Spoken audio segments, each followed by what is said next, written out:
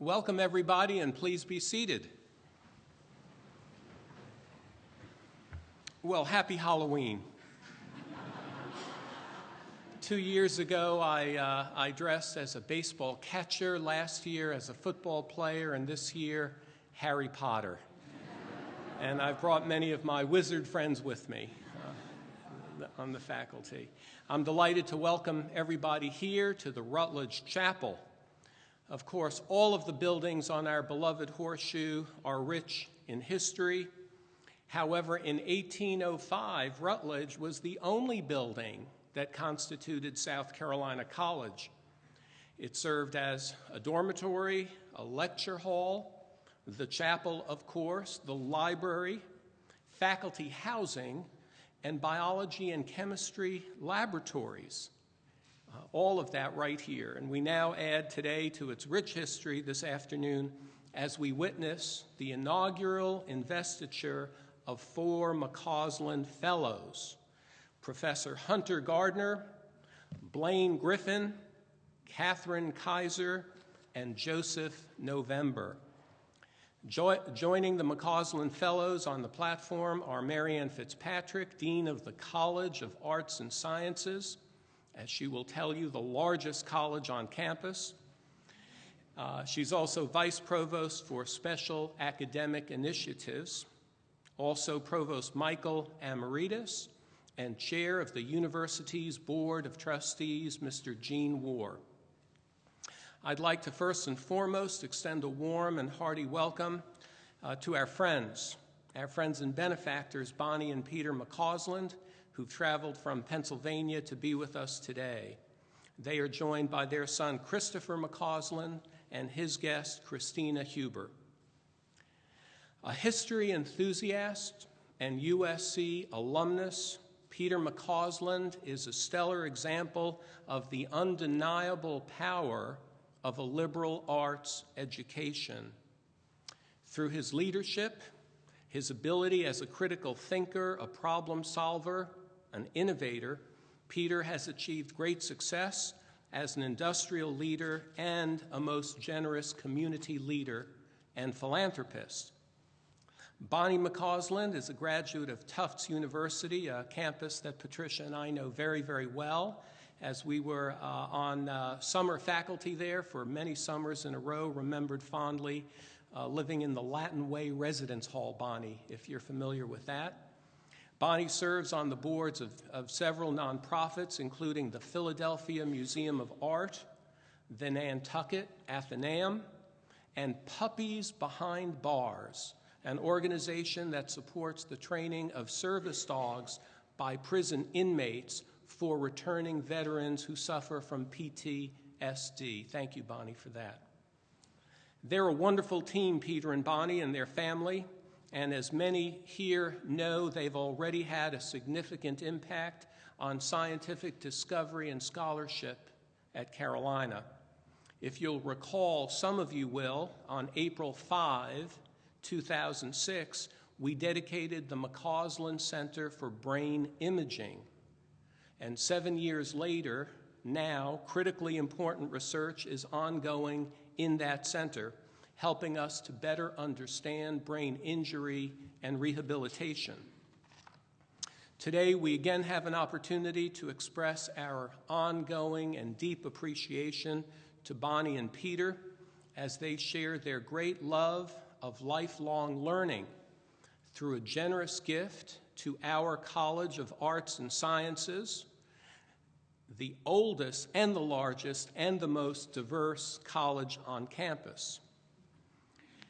Peter often says that what he remembers most about his academic experience at Carolina are his outstanding professors, the ones who challenged him to think and to explore. And I believe the McCausland's latest gift of $10 million is a great tribute to all of our faculty members. A key component of this gift is the creation of the McCausland Faculty Fellows. This is essential financial support that will enable us to recruit and, importantly, to sustain and to retain world-class faculty who are passionate about sharing knowledge through teaching, mentoring, and engaging students, just like Peter's professors did for him. Also importantly, through the gift, these professors will have an opportunity to powerfully impact more lives, and I know that is so important to Bonnie and to Peter. Our inaugural fellows include a brilliant and witty playwright, an impassioned scientist who sees connections between our actions and the environment, a devoted classicist with a love of Plato and Cicero, and an innovative young researcher who writes eloquently about biomedical computing. Retaining talented people like our 4 McCausland Fellows ensures that Carolina will retain, in fact, a vibrant intellectual environment. It will strengthen our competitive edge, and I can tell you, and everybody here knows, how competitive and how pressured American public higher education is. And again, through them, through these fellows, that we will be providing students with the opportunity to work with the most innovative, productive, and engaging minds. We're grateful that Bonnie and Peter advocate for our faculty and students while providing strong financial support. They know that this support will provide the freedom to pursue compelling research, again, engage with students who will appreciate the true sense of value of this great gift. Thank you to you both. In fact, can we recognize the McCauslands for the first time today?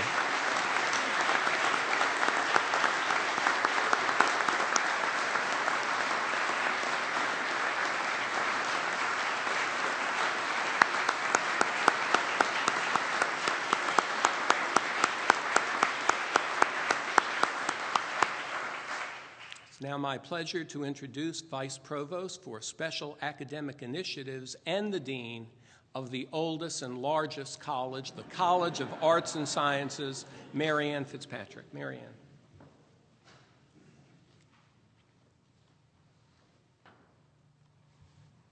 Thank you, Mr. President, members of the Board of Trustees, honored guests, and friends of the college, and my dear colleagues who are with us today on this Halloween day. I am, as Harris has said, the Dean of the College of Arts and Sciences, the oldest, the largest, the most complex, and the most diverse college within the University of South Carolina. And I am so delighted that, having said this now approximately 400 times, it is an important and key part of the rhetoric of our president. With an enrollment of over 10,000 undergraduate and graduate students, 650 faculty, 19 academic departments, 200 staff members, and 53 research centers, institutes, programs, and schools covering the humanities, the social sciences, and the natural sciences, the college awards about 2,000 degrees a year.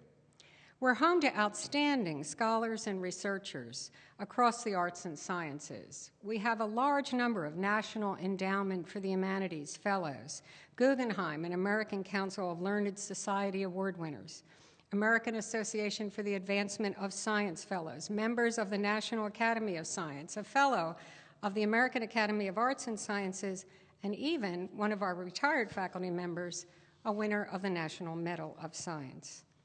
But a common refrain I hear from these scholars and their colleagues in every department in my college is we have worked to recruit some of the finest young talent in the country to the college, and they meet our highest expectations in their research and their teaching and their mentoring of students. Others are noticing their contributions. How can we retain these outstanding young educators and researchers for Carolina? Bright, talented, productive young faculty are every dean's dream. That they might be stolen away by another institution is every dean's nightmare. But then I received a call from Peter McCausland. As Harris has mentioned, Peter and Bonnie are long-term and generous supporters of the College of Arts and Sciences. They funded the opening of the McCausland Center for Brain Imaging because unlocking the mysteries of the mind-brain connection is one of the great scientific challenges of the 21st century. This center has allowed us to recruit outstanding senior and junior faculty members in cognitive neuroscience. During this campaign, they added a sizable donation to their existing McCausland Fund for faculty retention, and this has helped us to not only recruit senior faculty, but also retain so many of our wonderful senior faculty. But in that conversation last November, Peter told me that he and Bonnie intended to give the college a $10 million Christmas gift. And he asked me to sketch some ideas for he and Bonnie to consider about how we'd like to spend it. Together, Peter and Bonnie created this endowment for the College of Arts and Sciences to retain our promising young faculty, to launch a visiting scholars program, and to encourage innovative and imaginative teaching and research. I am personally excited to see what opportunities these activities will bring in the coming years, and I'm immensely grateful for the chance to bring these programs to life.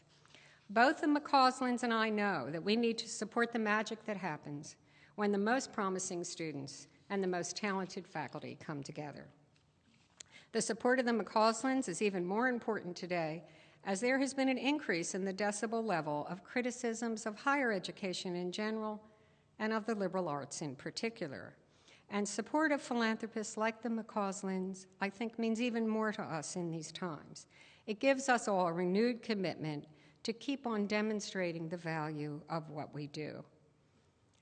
In speaking of colleges of arts and sciences, a noted historian recently said, "We are the children of the Enlightenment. We are the people of Newton and Locke. We are the people of Darwin and Mill, the people of Einstein and Oppenheimer, of Dewey and Arendt and Habermas. We, the faculty in arts and sciences, serve society by placing its inherited pieties and entrenched interests at risk, not in some iconoclastic mode, but rather by way of ensuring that beliefs and entanglements survive only when they are strong enough to meet the most empirically warranted of challenges." And finally, I think we all agree with Peter McCausland, History, 1971, when he said, "We live in an age of specialization, and people with specialized training can do incredible things within their own areas of expertise. But we also have such a void of leadership now, and I think that derives from the fact that not as many people are getting the kind of holistic, well-rounded education that the liberal arts provides. You can always specialize after college, but once you have graduated, you will never have another chance to have the true liberal arts experience. And so before we begin our investiture of the inaugural class of Bonnie and Peter McCausland Faculty Fellows, please join me again in thanking Peter and Bonnie for their generosity and support of the College of Arts and Sciences. Thank you.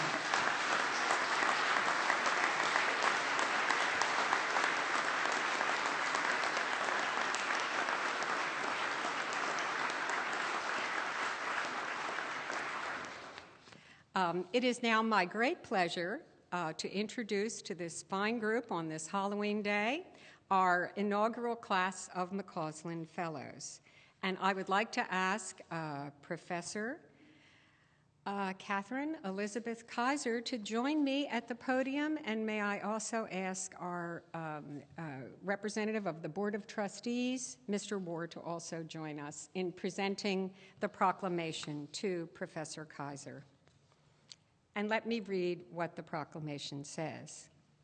Whereas the University of South Carolina has established the McCausland Faculty Fellows Fund, and whereas the president of the University of South Carolina now wishes to appoint Catherine E. Kaiser, PhD, as a holder of a McCausland Faculty Fellowship with the concurrence of the faculty and the university's leadership, and whereas Dr. Kaiser graduated from Princeton University with a Bachelor of Arts degree in English and earned her PhD in English from Harvard University, and whereas Dr. Kaiser is a preeminent scholar of modern American literature, American women writers, and periodical studies, who has published books, articles, and essays for scholarly journals, whereas Dr. Kaiser has delivered addresses and presentations at 9 academic conferences in the United States, Canada, and England, whereas Dr. Kaiser's professional accolades have included a Northeast Modern Language Association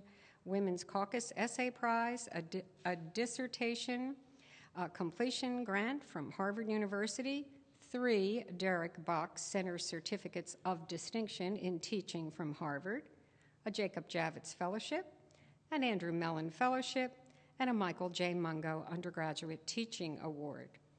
Whereas Dr. Kaiser's talent, dedication, and enthusiasm for teaching have inspired students at every level and encouraged active intellectual pursuit of knowledge in her field of study. Whereas the vision and philanthropic gestures of Mr. and Mrs. Peter McCausland have enabled the university to make this prestigious faculty appointment, now therefore be it resolved that the President of the University of South Carolina hereby approves appointment to Dr. Catherine E. Kaiser as a holder of the McCausland Faculty Fellowship at the University of South Carolina with all rights and privileges thereunto appertaining.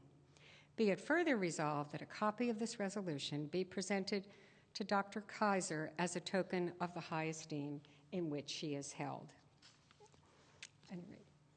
And this is her, and now Mr. Ward will present this officially.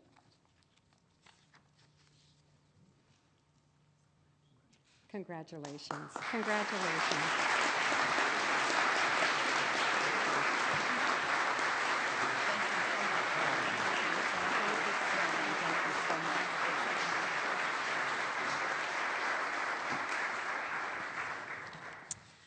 I extend my heartfelt thanks to President Pastides, Provost Amarides, and Dean Fitzpatrick for honoring our achievements and joining us on the podium today. And many thanks to Bonnie and Peter McCausland for endowing this fellowship and ensuring that many faculty members to come will experience the same affirmation and support that this fellowship imparts to our inaugural class of McCausland Fellows. I am so honored not only by this recognition, but also by the impressive company I keep as I stand with Blaine, Hunter, and Joe.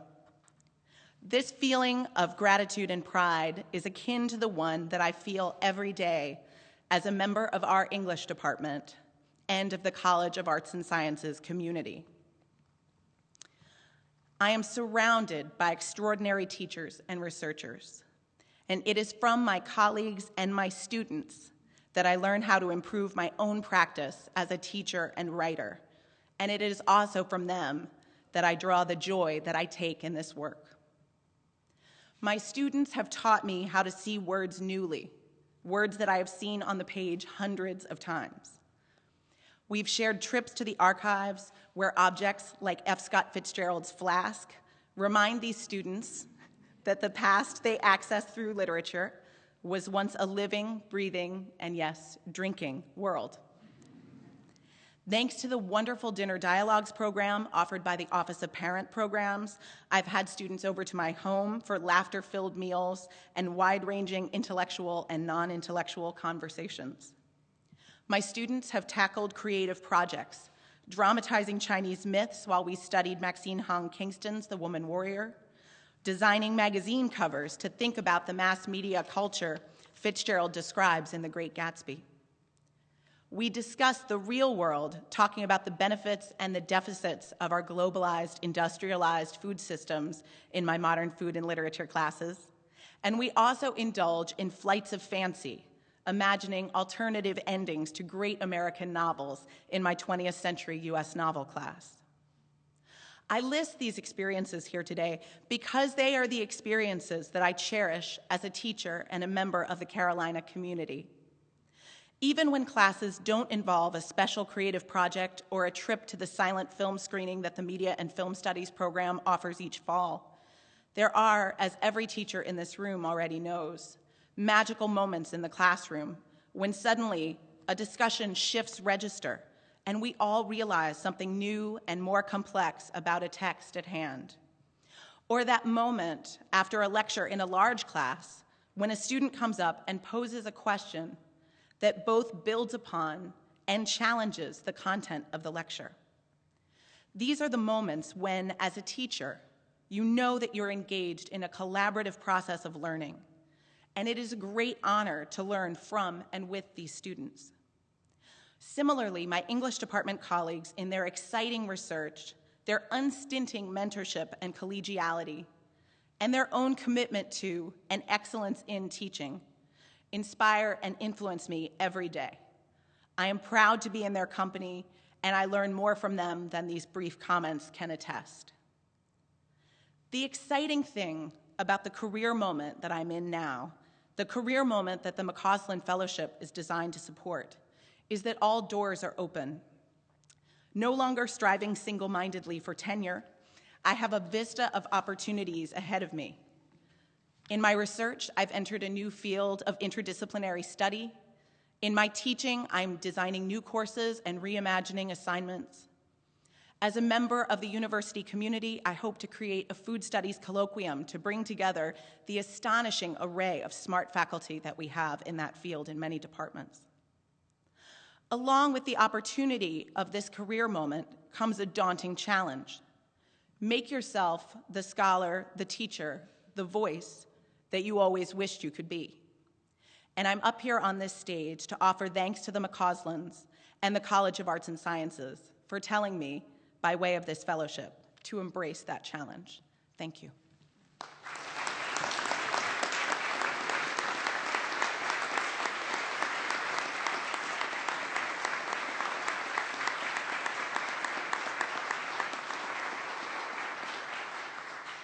Thank you, Catherine.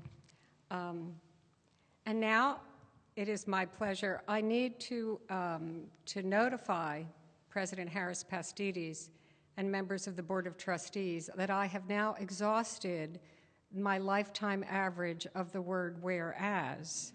So I feel that they have to be reserved for the legal profession, actually. So I would like to turn and ask Professor Joseph November to join me at the podium, in which I will try to give you a sense of his accomplishments and why he has been chosen for this honor. Joe? Joe earned his PhD in history from Princeton University in 2008. His scholarship is concerned with the history of technology and more specifically with a historical understanding of the impact that computerization has had on research in the fields of biology and medicine. His first book, Biomedical Computing, Digitizing Life in the United States, published by Johns Hopkins, won the 2013 Computer History Museum Prize for the best book on the history of computing. And he achieved this honor after he had been notified he was a McCausland Fellow, which I think shows the power of the McCausland Fellowship. He has published refereed journal articles, including one in IEEE, Annals of the History of Computing, as well as a number of book reviews, encyclopedia entries, dictionary entries. His research has been funded by the National Institutes of Health and NSF, and he currently holds a history fellowship from the Association for Computing Machinery. He's already begun work on his second book, a biography of Robert Ledley, who is best known as the inventor of the full-body CT scan, an instrument that is used in hospitals worldwide. He's a contributor to an ongoing NSF-funded nanotechnology project, and his contribution to the project is to compare attempts at bioengineering from the 1960s, which then used emerging digital technology, with more recent attempts that rely on nanotechnology. External reviewers praise Joe's work. One leading historian says that November is one of the most innovative young researchers working in the history of science and technology. He goes on to say that Joe's work pushes the field in new directions and that his book should have an impact on how scientists, doctors, and policymakers promote revolutionary technologies as tools to better health care. He is, of course, innovative in his teaching as well. His newest course, Computer Games and History, was very popular with students across the college. The course looked at how video games, Assassin's Creed 2, Company of Heroes, the Total War series, Civilization, and Fallout 3, I'm sure you all know all of those games, present history. The course received considerable coverage in student newspapers around the United States and on gaming blogs and websites. And his experience in working with the students in preparing for the course shaped his contributions to an edited collection of papers titled Playing with the Past, Digital Games and the Simulation of History, showing, I think, how interactive research and teaching truly are. And so it is my great privilege to present to you our inaugural McCausland Fellow in the Department of History, Associate Professor Joseph November. Joe?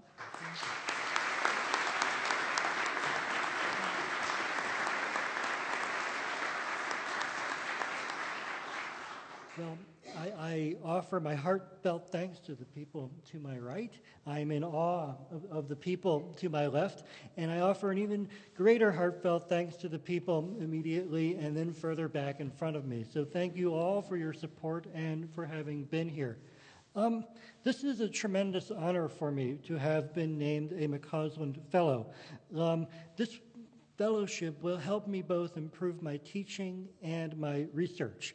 On the research front, I'm very interested, as Dean Fitzpatrick explained, in how computers and biomedicine have shaped each other. And this support will give me the time and the resources to interview the surviving pioneers of biomedical computing. These people are now approaching their 80s and 90s, and the next few years will be the very last chance we have for them to be able to share their insight. This insight, I believe, will yield valuable solutions to many ongoing major problems in our society, particularly that of healthcare. This is something that is dominating political debate now, and there's a lot of really good ideas out there held by people who've been thinking about this for many decades. On the teaching front, being a McCausland Fellow will help me greatly improve what I am doing with my students. One of my goals as a teacher is to get students to learn how to teach themselves. I like to think of college not as the culmination of their education, but the first big step through a journey of lifelong learning. Towards that end, and I think my history of science, technology, and medicine courses lend themselves to it, I make a big effort to keep my courses current, to attach what they're learning in history classes to developing an ongoing events in the fields of biology, medicine, and science. Staying abreast of the field would require not only reading the journals and the other professional published literature, but also getting to know practicing physicians, engineers, and scientists. This requires visiting them, spending time with them, and the McCausland Fellowship support is greatly beneficial for me in that sense. The other thing that I like to see in classrooms is students teaching me. This has sort of been one of the secret benefits of the job, is how much I get to learn from them.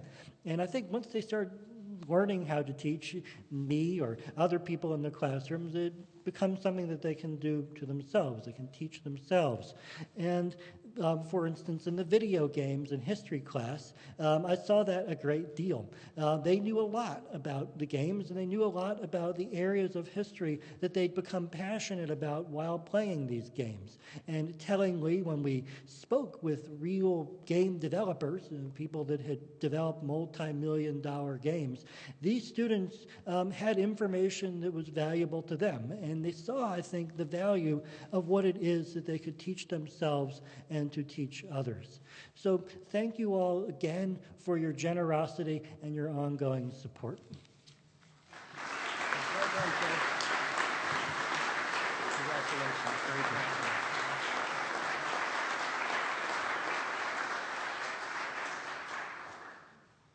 Thank you, Joe.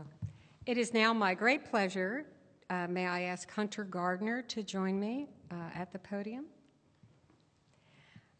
Professor Hunter Gardner earned her PhD in classics from the University of North Carolina, Chapel Hill.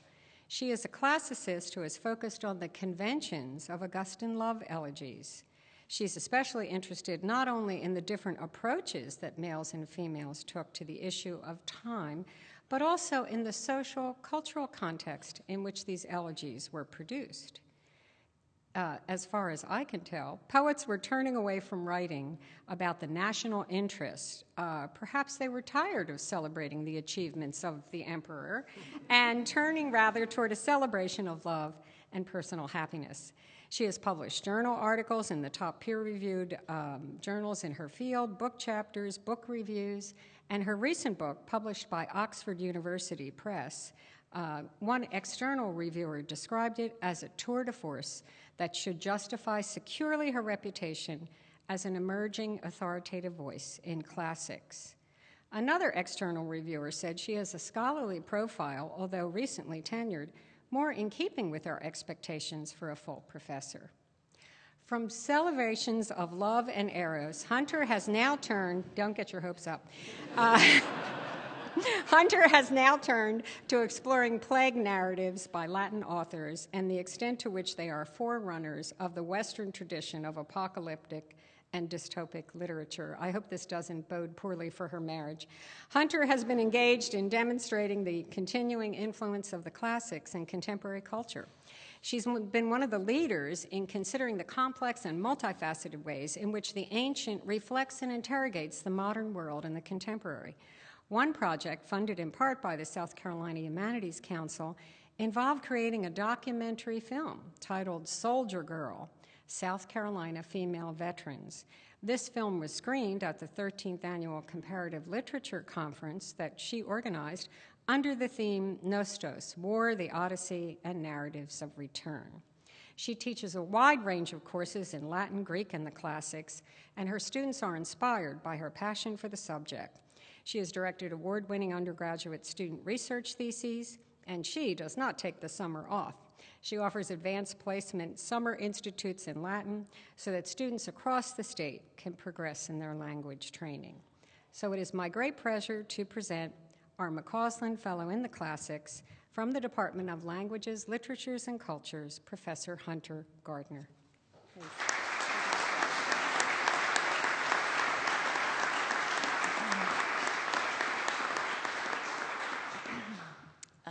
To paraphrase very loosely the poet Horace in his 7th epistle addressed to his patron and friend Maecenas, gift-giving and the gratitude it entails can be tricky business.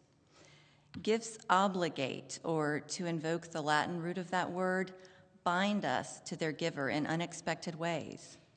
And yet there are occasions when our feelings of gratitude link us positively and productively to institutions and, in essence, the people those institutions represent.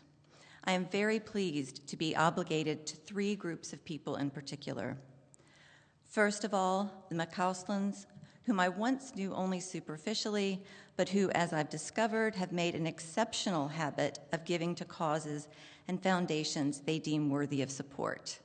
From museum patronage, perhaps not unsurprising for a former history major, to a cutting-edge brain imaging center. And I am proud to say that I can now number myself among these worthy recipients. Secondly, I am grateful to USC's College of Arts and Sciences. As a classics professor, I note with some dismay that it is far more common in contemporary academia to cut support for scholars of the ancient world than to reward them for their efforts. USC has proven itself exceptional by recognizing the important role that the disciplines within the humanities, like classics, those ideas that Homer, Virgil, and of course Horace have passed along to us, the role that these disciplines must play in educating a new generation of citizens. Finally, and here I'm going to echo my predecessors, I am perhaps most obligated to my students who have inspired my research in ways that I did not foresee when I began in this position 6 years ago. Nearly every day I go into the classroom, I come out of it with something new. To clarify, sure, when starting my tenure at USC, I realized that many students would be exceptionally bright, that they would know things that I did not, and occasionally correct me for my missteps, all of which have happened. What I did not know was how their individual and varied perspectives would constantly shine new light on old texts, the way they'd force me to think differently about love poems, histories, tragedies, and epics whose meaning I had begun to take for granted. I am constantly saying, either quietly to myself or occasionally out loud to my classes, I never really thought about it that way before. And somewhat selfishly, I must confess that for me, this is the greatest reward of teaching, and for this, I cannot thank my students, like Abby, enough. As we say in Latin, ago vobis omnibus multus gratias. I thank you all very much, and I'm very happy to assume the rewards and obligations of a McCausland Fellow. Thank you. So proud of you, and congratulations.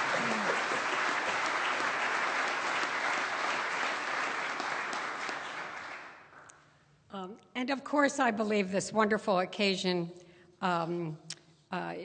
we have one final fellow, and then we're going to hear from two students. We had a number of students who wanted to come today, as you might imagine, to talk about the quality of the experience that they've had with these individuals and with members of the faculty.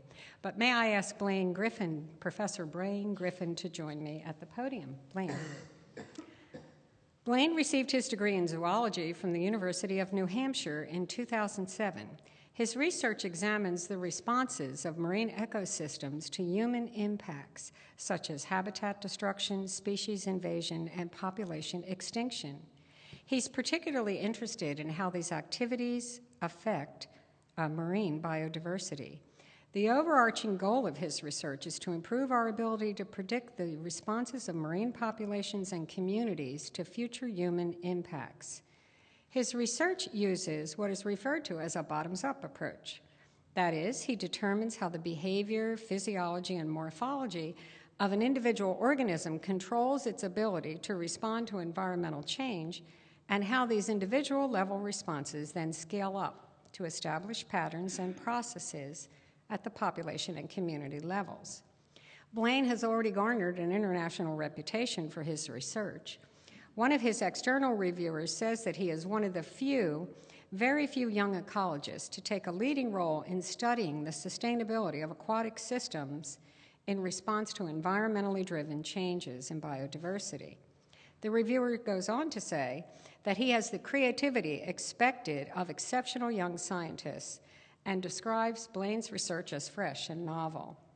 Moreover, he believes, as do we, that Blaine is well on his way to becoming a leading scientist in the field of ecology and evolutionary biology. Another external reviewer seconds the opinion and sees Blaine as a rising star in the field of ecology and conservation biology, and praises his publications in the Proceeding of the Royal Society of London and Nature as major achievements for a junior faculty member. Blaine is the recipient of the National Science Foundation's Faculty Early Career Development Award. This prestigious career award helps promising assistant professors establish broad foundations for their future research. It provides 5 years of funding for the most promising young scientists in the nation, who not only excel in their research, but also excel as teachers and scholars who can effectively integrate research and education. Blaine is an excellent mentor for students. He involves students at all levels in his work, and the experience is a rich one, as his work utilizes a variety of approaches: field observations, field and laboratory experiments, physiological measurements, and computer simulation modeling, and occasionally he takes the students to the beach. And it is my great pleasure now to present to you our final McCausland Fellow for today, Professor Blaine Griffin.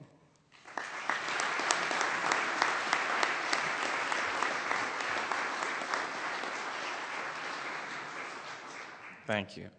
Well, I'm honored by this recognition here today. I don't know that I've ever been in a room where that many nice things were said about me, so thank you. I have to start by saying thank you to the McCauslands for their generosity, and I'd also like to thank my wife for her love and support for these many years, a husband who's physically present but whose brain is somewhere else doing science. I'd also like to say that I'm quite proud to be a member of both the Marine Science Program and the Department of Biological Sciences, both of which are full of faculty that are very accomplished and dedicated, and any one of them could be standing up here in my place today. So my father actually has been a great example to me throughout my life. He was also a professor and a scientist, and I grew up tinkering with equipment in his lab and going with him and his students on field trips to the mountains of Utah where he studied mineralogy. When he recognized that I was headed on the path to becoming a professor, he gave me just one piece of advice. He said, "Son, you're going to spend your whole life doing research, and you might do really important research that makes a great impact on this world. But even so, only a very few people will ever read your research articles." But he said the place where you can really make the greatest difference in this world will be in the lives of your students. So he said, I encourage you to recognize that early on and to do everything that you can to really make a difference. I really appreciate that advice, and I've done everything I can to follow it. We've, as professors, all of us had those days where we sit down to grade an exam, and while we might be astounded and maybe a little bit humored by the creativity of some of the answers, we're at the same time a little bit dejected that they don't approximate a little more closely the correct answers. On days like that, I wonder just how big of a difference I'm really making. But then there are the times when I get comments back from students on course evaluations, and they say things like, "Best class I've ever had," or "Dr. Griffin really seems genuinely concerned that I actually learned the material." Or there's a letter from a parent thanking me for the opportunity that her daughter had to work in my lab. These are the things that really keep us going.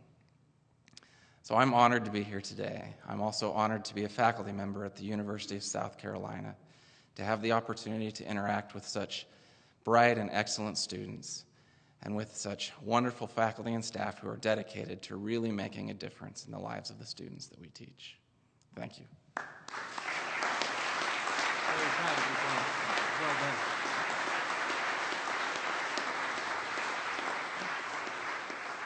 Thank you, Blaine. You can certainly see why they were chosen. It was extremely difficult because we have so many outstanding young faculty in the College of Arts and Sciences. And of course, we wouldn't be here today, really, in terms of lauding our teachers, without actually having the students. We had so many choices of students who wanted to be here today to talk about their experience with the faculty members. And so we've asked two of our students to come. The first one, who's Now, I've lost my, so you'll have to excuse me. Thank you, Mr. President. First of all, I would like to ask to invite senior and classics major Abigail Beauchamp to share a few remarks about her experience with Professor Hunter Gardner. Abigail, could you join us? Thank you. Thank you, Mr. President. Thank you. Good evening.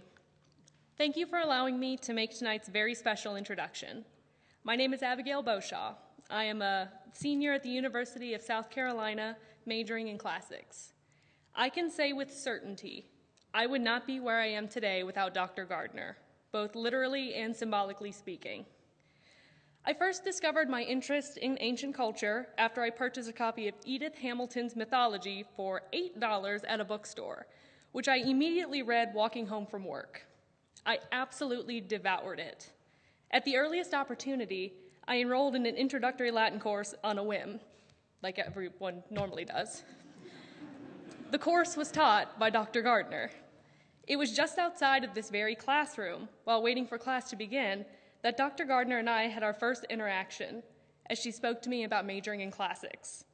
At the time, I didn't even know classics was a major, let alone a subject, but she was tenacious.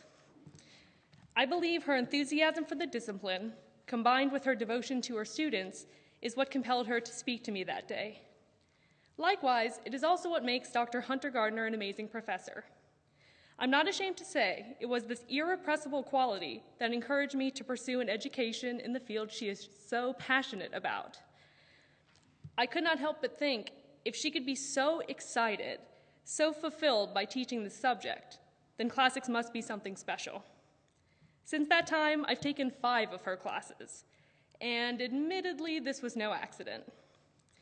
When making class selections, we, as students, evaluate the teacher as much as the subject. We recognize it is not how interesting we find the subject matter, but the professor who makes all the difference. Dr. Gardner is a perfect example. She encourages her students to engage with one another. She respects her students as individuals and shares her knowledge with us in partnership. Her dedication extends beyond the classroom. She's not only my professor, she's also my advisor and the faculty liaison for our Classical Language Honor Society on campus. Dr. Gardner is indeed an exceptional teacher and deserves recognition. As a student of ancient literature, I believe it is my solemn duty to leave you with a few words from the Latin poet Ovid. Quod fuimosve sumosve, non crasseremos. That which we were or we are, we will not be tomorrow. As I look toward my future, I know one thing is for certain. I will be prepared. With the foundation of knowledge Dr. Gardner and the rest of the faculty have given me, I am prepared for success. Dr. Gardner, I extend to you my sincerest gratitude for your dedication, steadfast encouragement, and for flagging me down that day in the hallway. You have earned this distinguished honor. Thank you.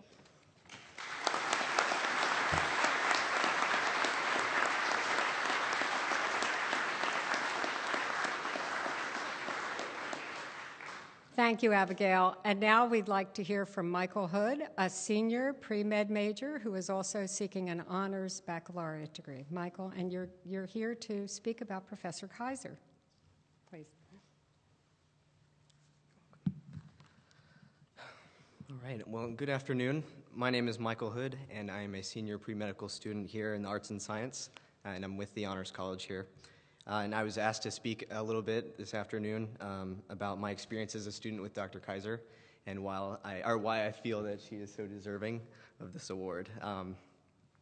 So it's about this time last year. I'm a junior, and my advisor tells me I need an English credit.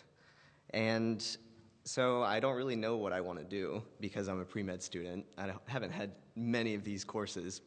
So I start looking down the course list, and one of them catches my eye. It was called Food in U.S. Literature.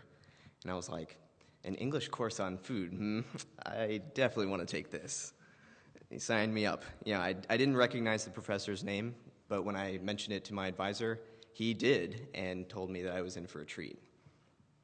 So it's the first day now in the spring semester 2012. I walked into class, and the first thing I noticed is that the chairs are in a Socratic circle. instead of lecture style. And I was already a fan. I mean, the professor wasn't in the room yet, but I knew that I've had most of my classes where the professor will stand at the podium, and just lecture the entire time. And I welcomed the opportunity to be able to have a class where I get to talk as much as the professor does. Dr. Kaiser walked in, took a seat right in the circle with us. She had a bright smile and a cheery attitude, and very excitedly told us about the themes that we'd be exploring in the class that semester. Just a quick description of the class. We were, as she put it, looking at American fiction and nonfiction that piques appetites, revolts the senses, and complicates our food values. In examining the technologies and cultures that changed America's eating habits through the modern period. I was already excited. It's pretty cool stuff. And Dr. Kaiser's enthusiasm was infectious. Within the first 2 weeks, and mind you, most classes that I've participated in, like philosophy, other seminar-based classes, it takes a while for the students to really open up and start contributing to the discussion. But within 2 weeks, our class opened up, and we were participating in very animated discussions about the readings. As the weeks went by, I really got a feel for just how cohesive the class was. I was impressed in particular by how well Dr. Kaiser managed to weave in themes of technology, social class, domestic roles, commercialization, and more into our food narrative. We looked at the thematic roles of food, such as eating for comfort, having it reflect one's culture or identity. The list went on and on. The class was creative, and I was enthralled. Her readings were well chosen, ranging over the whole gamut of genres, from newspaper to articles, to poetry, to nonfiction, and she unpacked each one deftly and very insightfully. One thing that I realized that was different about her class was that for a lot of classes, you go because you have to go.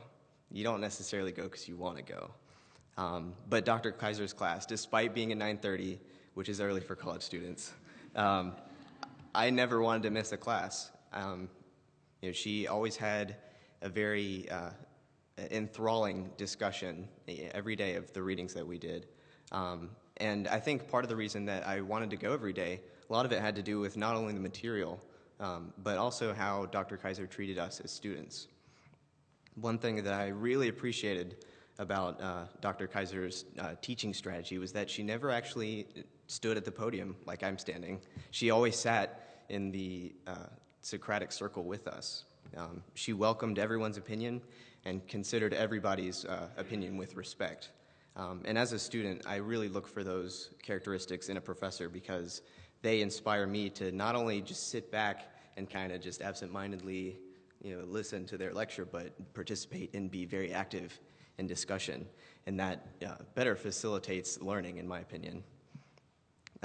Dr. Kaiser also brought out the best in my writing over the semester with her sharp critique.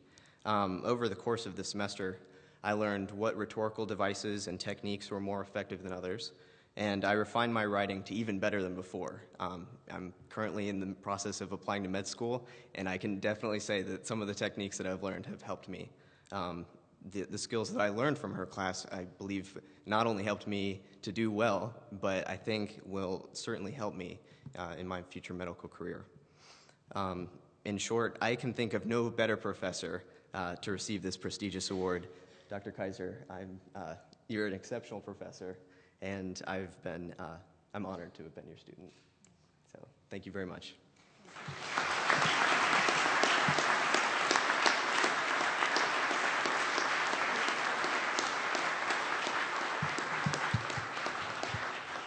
Thank you, Michael, and thank you, Abby. And Dean Fitzpatrick looked over at me when she used the word emperor before, but I can assure you that I'm a humble leader today.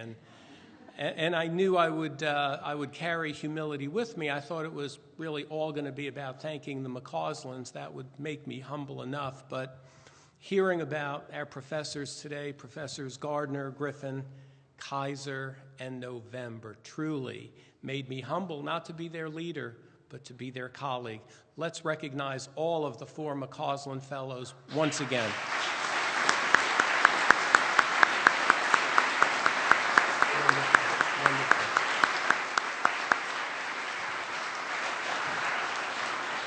And I know they would very much enjoy a photo opportunity. Would Bonnie and Peter join us up here for a photo with the McCausland Fellows? Please, would you come up now? I know everybody would enjoy that. And Mr. President, you are to mention the park. Oh, after that. We'll do that. Would you stand? Maybe, yeah, I think maybe we could stand. What would be a good way to do it? What do you prefer, Jason?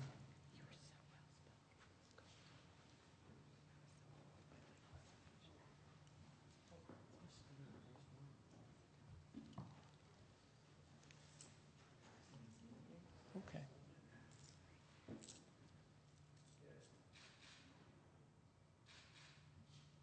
Thank you so much. And let's recognize Bonnie and Peter McCausland one more time.